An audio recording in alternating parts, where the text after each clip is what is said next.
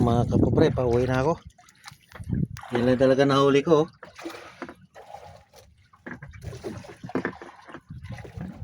Ewan ko lang kung makaabot ng 3 kilo yan.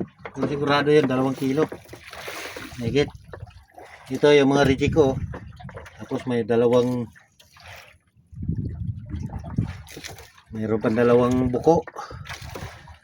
Kulambutan. Saka pusit ng maliliit. May isda pa yan sa ilalim. Maliliit na isda. Pauwi na ako mga kapobre, mag alas 2 na. Wala talaga kumain na pusit kasi sobrang labo yung dagat. Oh. Makalabo yung dagat.